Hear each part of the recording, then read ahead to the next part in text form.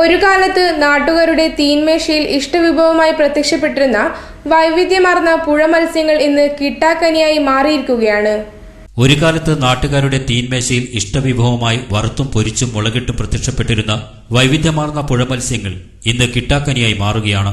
ആണ്ടിൽ വല്ലപ്പോഴും ഒരിക്കൽ ചിറവയലുകളിലെ വെള്ളം വറ്റിച്ച് പിടിച്ചെടുക്കുന്ന പുഴമീനുകൾ അടുക്കളയിൽ എത്തണമെങ്കിൽ വലിയ വിലയും നൽകണമെന്നായിട്ടുണ്ട്.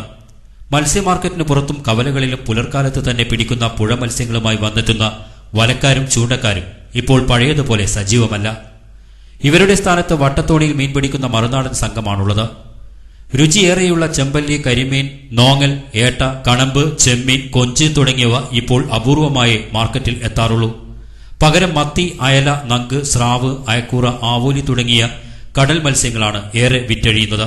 മുൻകാലങ്ങളിൽ തോടുകളിലും പുഴകളിലും സ്വാഭാവികമായി വളർന്നുവന്ന മത്സ്യങ്ങൾ ഇപ്പോൾ ചിറകെട്ടി കൃത്രിമ ആഹാരം തീറ്റിച്ചാണ് വളർത്തിയെടുക്കുന്നത്.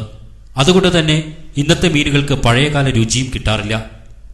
ഇരുനില നെല്ല് വിളയുന്ന പുഴയോരത്തെ പല വയലുകളും ഇപ്പോൾ ചെമ്മീൻ വളർത്തു കേന്ദ്രങ്ങളായി മാറിക്കഴിഞ്ഞു. റിസ്ക് കൂടുമെങ്കിലും ലാഭമാണിത്.